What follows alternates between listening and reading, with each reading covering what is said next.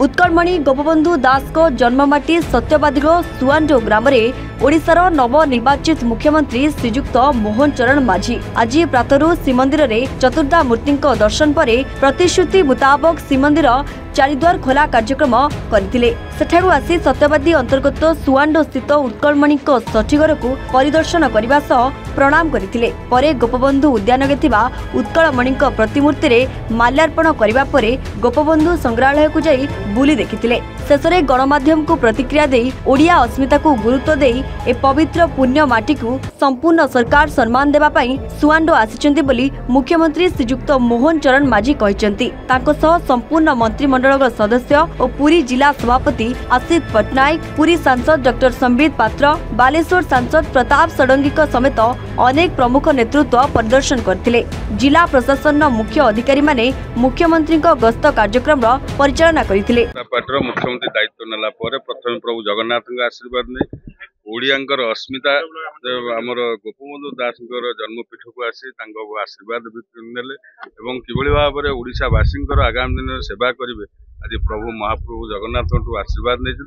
तेणु भारतीय जनता पार्टी सरकार है ओडियार अस्मिता कथा जो उठी ओडियार अस्मिता निश्चित आगामी दिन में आहरी आगू जीव।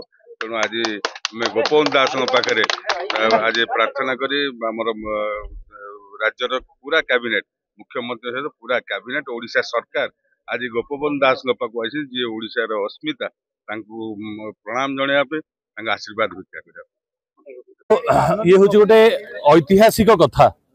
ये ऐतिहासिक कथा हूँ जे जड़े मुख्यमंत्री हेला परे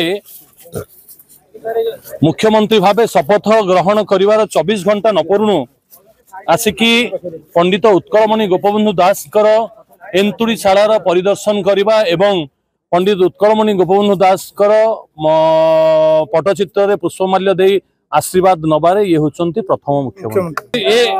ये सत्यवादी माटी होची ये त्यागर माटी ये भोगर माटी नुहे ये होची स्वाभिमानी मनीषंकर माटी। मु आपण मानकु निर्वाचन समय मु कहिथिली जे ये सत्यवादी माटीर समस्त युवक माने माँ माने भौणी माने माने स्वाभिमानी एवं स्वाभिमान परिचय देइचंती गत निर्वाचन रे। आज गोटे कथा मु कहया चाहूँगी जे ये सरकार आसिबा पूर्वरु ओडिशा रे ओडियांकर अस्मिता उपरे अनेक प्रश्न सृष्टि होता और संकट आसी जाइछि बोले चर्चा मध्य होउतला। से बड़ी परिस्थिति रे भारतीय जनता पार्टी ओडियांकर अस्मिता को सम्मान दे किभली भाव में तार सुरक्षा दिया जिवो ओडिया को सम्मान दिया जिवो आ सेथिपई नुआ सरकार आसिला परे ताहा उपरे संपूर्ण भाव में ओडियांकर भावना उपरे ओडियांकर अस्मिता उपरे सम्मान देकरी काम करिवे एवं तांकु शीर्ष रे रखिवे।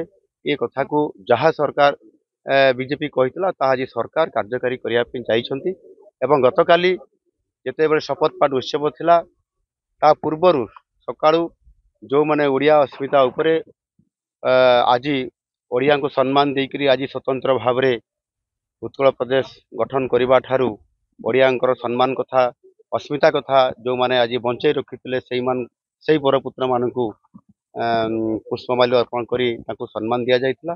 सत्यवादी को प्रशांत महाराणा रिपोर्ट एवं ओडिशा। ब्रिलियंट विशुद्ध नड़िया तेल घन लंबा और पड़ा केसर मूल मंत्र।